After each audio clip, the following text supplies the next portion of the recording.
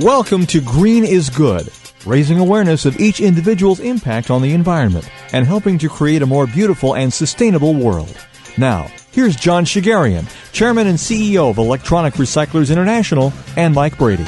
Welcome to Green is Good. This is John Shigarian.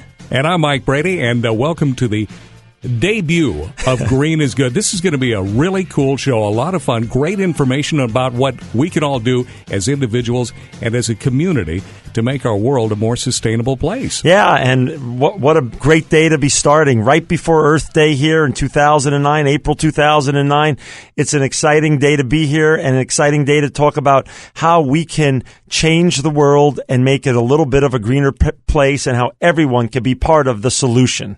Yeah, there are a lot of problems when you look around. You think, boy, this is really, right, wrong, or indifferent. Is it real? Is it science? Is it junk science? Is the climate changing? Well, we look around and all we have to do really is think about our garbage stream. That is something that we can all pretty much agree on, that there's so much stuff that is put into the landfills. You just drive down 99 and it's like, holy cats.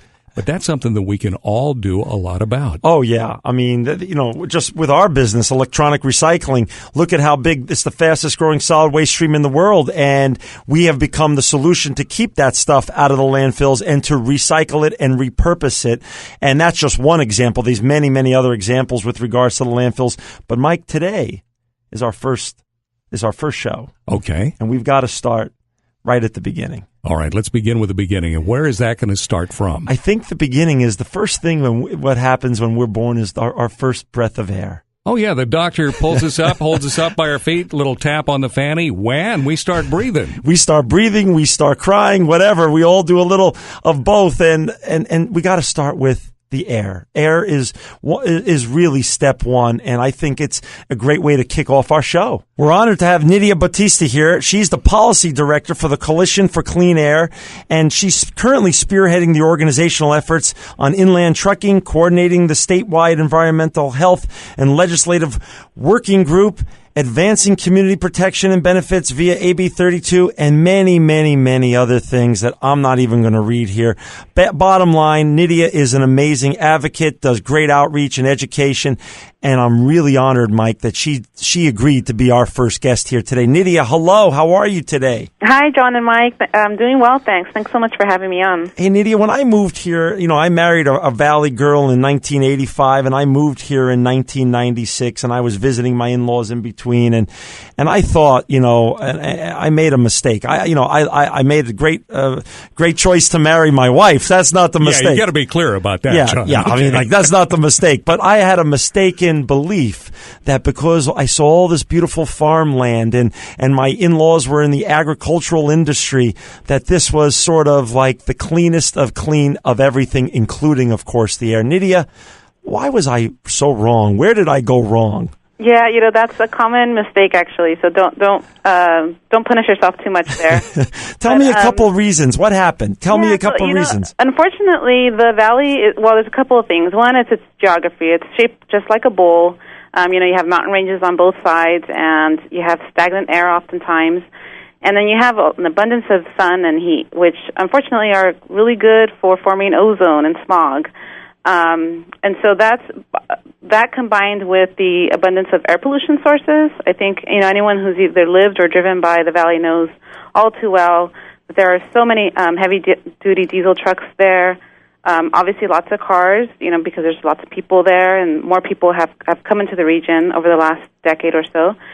On top of that, you mentioned farming, and agriculture is another primary source of air pollution in the region as well. So you have this combination of a geography that's shaped like a bowl where the air gets trapped, and a lot of air pollution sources in the region. So again, you're not the only one to make that mistake, but the realities are it's the most polluted region in the nation, along with Southern California. I mean, it's just amazing. Mike, do you have any family members that have asthma or suffer from this bad air here? No, I don't, John, but I'll tell you what, I was born and raised in Southern California, grew up in the San Gabriel Valley, which is in the L.A. basin. Right. And so I thought, well, I'll come up to Fresno. So I made You made the same. I was kind of thinking that maybe, I'm out of L.A. and the air is going to be better. But towards the asthma question, though, Nidia, this is a statistic when I first moved up here that just kind of blew me away, that 1 out of every 4 children born here in the San Joaquin Valley develops asthma. Yeah, and actually I have some bad news for you. Unfortunately, the latest figures are it's 1 out of every 3 children in Fresno County. And my son's part of the statistics, and it's no fun at all. Nidia, what's going on today? Like, we have listeners out there that really understand that the green revolution is here to stay, and they want to get educated, but they also want to become part of the solution. Please, can you help enlighten them a little bit and give them some of the solutions that are out there for instance, the farmers who really created this great community? What incentives out there are there for them in terms of upgrading their equipment and doing other things? Yeah, well, the good news is that there's lots to do on that front. So, though it is a scary situation, the reality is that there's a lot that people can do on an individual level, and even, as you mentioned, businesses and the farming community can participate. And government's there to both try to push us to get to that cleaner place, but also to help, these businesses get there. So just in your own home, if you can, turn off the lights when you don't need them, because a lot of that is created by burning coal, and that's stirring up the air in certain regions. Driving less, that's probably the number one thing that we can all do. To the extent we can minimize our driving, we're burning less fuel, we're creating less pollution into the air. If you can walk there, if you can bike there, if you can take the bus there, we would all be a whole lot better if we're all doing a little bit more of that each day.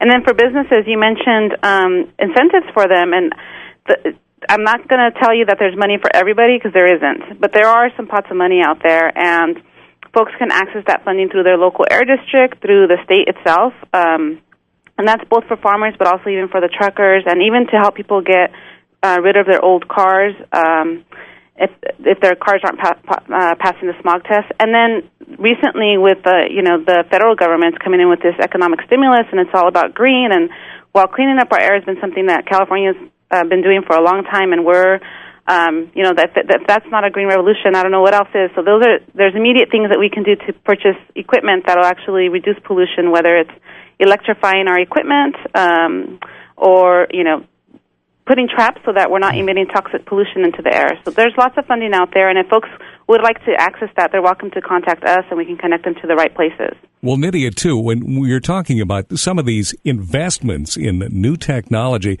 there's an initial outlay of capital, not only for business, but when people think, well, okay, what I want to do is I want to go solar. There's an initial outlay to get the solar panels and all of that. But what about the immediate savings that can be realized? Because let's face it, everybody is trying to save a buck as well as, save the environment. That's right, and I think that's exactly it. Sometimes it means that we have to pay a little bit more up front, but ultimately we can see those savings in the long term. And that may not be the case for everything that we're doing, but it is for many of the new technologies that are coming on board. And I say new, but in reality they've been here for a while. And I think it's this type of effort to really get them out there to the community, get them out there to the businesses. And I think that the federal government is really encouraging that at this front. But we can all do more, and I think if folks are interested in learning more specifically about things in their home or their own businesses, again, we're welcome to be a resource for them. What's your website address so people can actually access it when they're listening or right after they listen to the show? What's your best point of entry for your organization? Great. So if folks are calling in from the San Joaquin Valley, we have office in Fresno, and that number is 559-486-3279. And on the web, it's a long web address, but it's www.coalition4cleanair.org.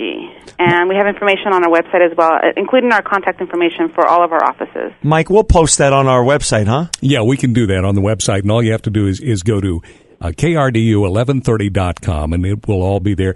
Nidia, what kind of information is available, though, on that website? Any money-saving tips, things that people can do immediately in their own homes? Absolutely, and we have some facts on air pollution, top 10 facts, and then a couple of things that they can do, including things like replacing your light bulbs, turning off your lights, driving less, and then also if you want information about your local public transportation system, and then to learn more about what it costs to drive your car, we have information about that as well. And if you're interested in looking and are looking to purchase a new car, there's a link there as well to see if you can purchase the cleanest, greenest car. that you can afford. Hey, Nidia, what are the top things today that you're working on right now, real time, to help the air get cleaner here in California? What are you working on in Sacramento with our legislators and our lawmakers? Yeah, so a couple of things. One is, heavy-duty diesel trucks. We want to make sure that there's funding out there for our truck drivers to get them the cleanest equipment, and we're pushing the state to adopt health protective regulations that will protect all California residents from this toxic pollution. We're also working to clean up the farming industry that was mentioned, and that includes things like the equipment that's being used. A lot of these tractors, are running on some of the dirtiest fuel, and we want to make sure that those get cleaned up as well, and that we're helping the farming community do that. A lot of people don't know, but another major source of air pollution in the state is actually consumer products, things like cleaners and shampoos and hairsprays, things that we have in our home that a lot of times are under our kitchen sink, and those actually contribute to the smog problem in the state as well. And so we're trying to make sure that when we go into the supermarket, that we have a lot of choices, cost-effective, cleaner, greener products that won't contribute to the air pollution. And then, the state is really looking to move forward with reducing global warming, and we think that that's, the climate crisis is an issue in California as much as it is anywhere else. And we want to make sure that our neighborhoods, especially those neighborhoods that have the least resources and are the most impacted by air pollution, are equipped to deal with that problem. So we're pushing for some legislation on that front, and that's AB 1405. And that's just some of the things that we're working on. Okay, well, Nidia, I tell you, there's more that we got to talk about, but unfortunately, we're going to have to take a quick break, so give us just a couple of minutes, and if you can hang on, we'll get back to you and find out some more of the things, and like to talk a little bit more about some of those cleaning products, too. That was amazing. We'll have more with Nidia coming up right after this on Green is Good. If a little green is good, more is even better. Now, back to Green is Good with John Shigarian and Mike Brady. With us still on the line is Nidia Bautista from the Coalition for Clean Air, and we're here in studio with Mike Brady. And Nidia, welcome back, and Mike, welcome back. Well, thank you, guys. And Nidia, just before we went into the break, we were talking about the connection between the valley air and bad air quality, and the fact that I had quoted a statistic that I'd first learned when I'd moved up here from Los Angeles, that 1 in 4 children born in the San Joaquin Valley would develop asthma. And you shared an even worse statistic on that with us. Yeah, unfortunately, the latest figures are for Fresno County in particular. Children at 17 years or younger, it's 1 in 3. Wow. So if you can imagine, it's every third child that you see in Fresno County, is having to carry an inhaler. And it's true, because we moved back here in 96, and my son just developed asthma just in the last 3 years. He's 16 years old. He's 6'3", and he's a healthy young man. But the asthma caught up with him. The air caught up with him here, and as a teenager, he developed the asthma. Well, and John, you know that as a parent with a child with asthma, that oftentimes that means they'll miss several days of school because of it, and then sometimes that means the parents have to miss work as well. So there's an economic toll associated with it too. Yeah, that's a great point. And I just have to also, Nidia, you're just amazing on how you talk about all these issues. And I just want to throw a little disclaimer in here. It's because of great people like Nidia and the Coalition for Clean Air being such a great organization. I actually joined the board about 1.5 years ago, so I am on the board, and I wanted our listeners to know that, because I believe so much in this cause and this issue being our number one issue. If we don't have clean air, we don't have anything. Nothing good is going to go for us if we're going to continue to destroy the air.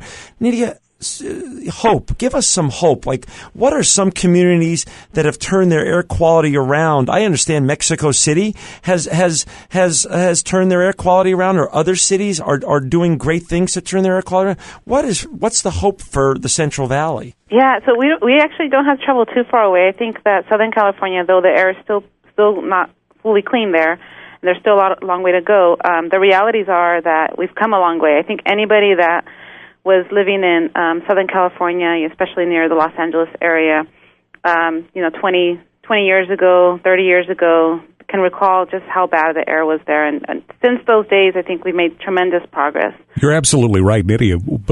While we were in the break, we were talking off air, and it turns out that you and I both grew up down in the L.A. area, and we were comparing notes about how when we were kids, how bad the air is. But since we've been back, while the air is still bad in Southern California, there are fewer smog days, and you can really see some improvement in the air quality. Yeah, you can actually see the mountains on some days. Yeah, those mountains we saw as kids that kind of disappeared by the time we got into high school, they seem to be making a comeback, huh? That's right. And, it didn't just happen overnight. It took a long time, but a couple of things that worked seemed to be, one, the government was really focused in on ensuring that there would be solutions. And so they passed regulations, and some of which, they weren't very popular at the time. But what resulted was people changed their behaviors. I mean, it used to be really common practice that people would burn their trash in their backyard. And people had incinerators in their backyards. And, the idea that you would take away people's incinerators was you just wouldn't even think of that. But because of the air pollution problem, that was one of the things that people did away with in Southern California, and people aren't complaining about that anymore. It's funny that you mention that, because just the other night I had a dream. You know how dreams are. And all of a sudden I was a little kid, about 5 years old, and I was back in the house I grew up in West Covina.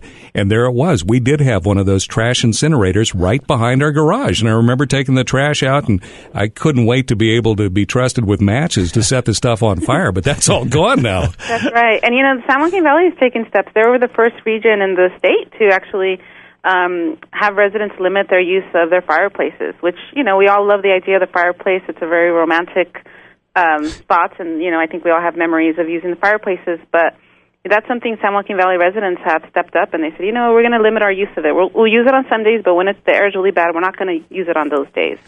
So there's hope in that regard. And then on the business side and industry side, and even on the use of our cars, especially Southern California is another good example where you have the auto industry, fighting tooth and nail to get to be forced to clean up their engines, and the same way that they fought over the seat belts. But now we know that there's technologies that came into place, like the catalytic converter, and that helped reduce pollution from cars tremendously. Hey, how about, we were talking about cost benefit to people, and then to the economy, and then also to the bottom line.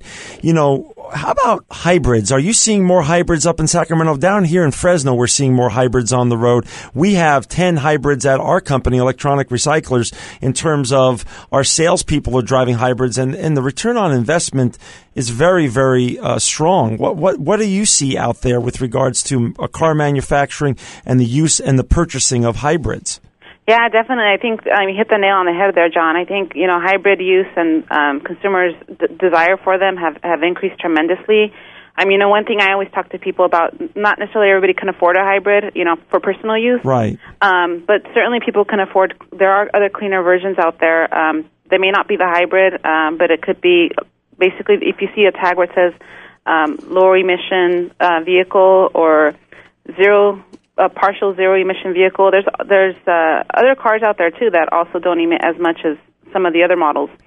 Hey, Nidia. Sorry, go ahead. No, Earth Day is coming up in a couple of days, and really, hopefully, people take it as inspiration to live a better and cleaner and greener way the whole year, not just on Earth Day. But what events is your organization, the CCA, involved with regards to Earth Day that people can get involved with, or people can find information or inspiration from? I love that you said it's not just that one day, because you're right. It's really a commitment throughout the year. But definitely, there's actually lots of Earth Day events happening throughout the state, and our organization's involved in some in Fresno, in the San Joaquin Valley, in Southern California, and in Sacramento. They can get that information on our website, but there's also a lot of other communities that are having events, and folks should try to plug into those events as well.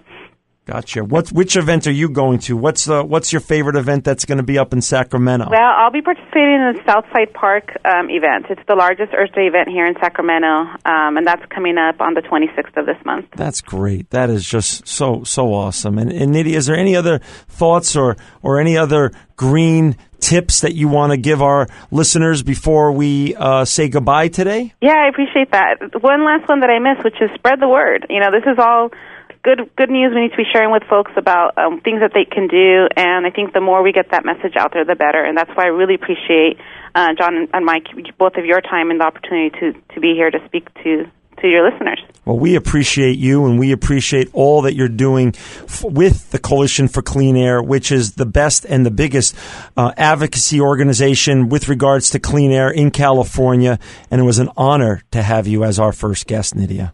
Thank you both.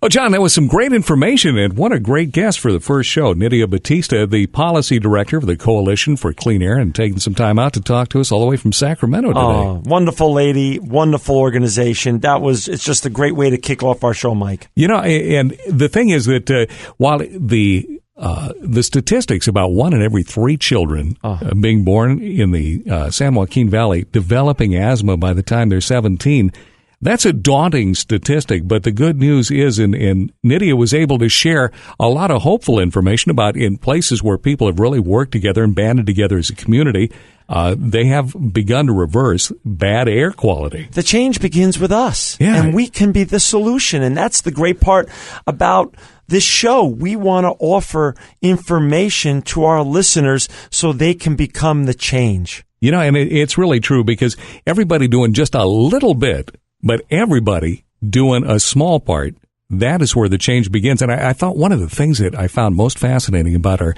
time with Nidia, talking about the contributing factors to the bad air quality here in the valley, of course, we think about the geography, the fact that we're in a bowl. It's a valley, the big valley, just like the TV show. Well, right. That's where we are. But there is the diesel exhaust up and down 99 and 41 and on the 5. There's that. There's our own cars. So what we can do is drive less, keep our cars properly tuned, inflate our tires, get better gas mileage, so we're being more fuel efficient that way. But also the fact that there are things that ag businesses can do to help decrease the pollutants put in the air, but also under our sinks, our cleaning products. That was fascinating. Yeah, we always talk about the usual suspects, and then we find a little information out about things that we weren't even thinking about. It is. You're right. And some of the things, the really cool thing is when we start to think about what we do and the actions and the consequences of those actions, we start thinking about it, we can make better choices. And in so doing, we can save ourselves money, too. That's the thing I really like. You tune the engine on your car, better gas mileage. Gas isn't getting a whole lot cheaper, kids. No, use both sides of the paper in your office when you're making notes. In fact, don't print every email that you get. Yeah, how many of them are really necessary to print? Very few. Oh, really, very few, Mike. There's some other things, too. Okay, you talk about that. Another tip. I mean, a lot of people, I know, I've done it, and I like online banking. That is so cool. Don't have to get the statements in the mail. I'm thinking, boy, if everybody did that, would our letter carriers feel better? Those guys and gals with the back problems, they don't have to carry all that extra paper. Yeah, and if for those who aren't great with computers or technology's not their thing, get your kids to get you onto online banking. Like my daughter registered my wife and myself for online banking. So it really does work. It's actually very quick, and you don't have to even rely on the U.S. mail. You press a send button and you've paid your bills. Yeah, isn't that amazing how the kids can teach us all about computers? I mean, that's it. We learned, how to turn on a radio switch or a television dial or flip a light switch, and that's our technology. Our kids are come on, get into the 21st century, Dad. Our kids are twittering, and we don't even know what's happening. Another thing, too, when we talk about how easy it is to save energy, cell phones. Most everybody's got a cell phone. Yep. How long does it take to charge your cell phone? Oh, maybe half hour tops. Yeah, how many of us, and I will raise my hand because I'll do this before I go to bed at night, plug it in and leave it charging overnight. It doesn't need to be done that way. And Mike, no pun intended, but I'm also guilty as charged on that count. So I'm embarrassed to tell you I am also guilty on that count. Another thing, too, while we're talking about phones, maybe we could think about canceling our phone book delivery. Do you ever think about that? Who uses a phone book now with Google? Yeah, I think one of these days it's going to be a museum piece. Remember these things? Yeah, you know how many trees it took to put a phone book on everybody's front porch? But you're right, again with a computer. Yeah. Or even, calling information, 411. There you go. Yeah. Just a lot of ways that we can save an awful lot of energy. And by doing so, we're not polluting our air. As Nidia said, she's talking about the coal-fired plants that produce the electricity that we use and come to rely on every day. Well, it makes sense, doesn't it? Yeah, I mean, absolutely. And the other thing is we got to listen. And I'm going to give you an example Mike, of listening. It was about 3 years ago. We were at the dinner table, and it was a summertime, and my son, he was working in our factory at Electronic Recyclers, and said, "Son, how was your work?" He said, "Dad, I love working here. I love being in the factory, and I love taking the stuff apart and being part of the process here." But he says, "I have to tell you the truth." I said, "Well, what do you mean the truth?" He said, "I don't feel good. Halfway through the day, I get nauseous a little bit." I said, "Nauseous?" I mean, I really was I was thrown out. I never had heard this from any of our employees. We have a couple hundred employees. Here my son was speaking up. He said the forklifts in the facility were throwing off such bad emissions that it would get trapped in the facility and make him feel nauseous halfway through the day. Well, that makes a lot of sense when you stop and think about it. If you're working inside a warehouse, if you've ever done any kind of warehouse work, and gas operated, that makes sense. And it was because of that idea, that seed that he planted. We did some investigation and actually went out to bid, and we got all electric forklifts, and every employee have thanked the management team at our company because it's improved the quality of workplace. And I guarantee if our listeners listen to their employees, or for that matter, their children or other family members, they can find changes that they can make right now in their homes and in their businesses that will have profound and great effects both on their life and their quality of life, but also probably on their bottom line. Well, that's really what it's talking about, is sustainability, people, planet, and profits. Hey, no reason we can't save a buck or even make some money, the whole green collar economy. Hey, Mike, I'm so glad you brought that up, because the truth is, as we were talking about with Nidia, most of the changes you're going to make are going to have bottom line ramifications that are going to increase your bottom line, both in your quality of life and in your business enterprise in terms of profitability.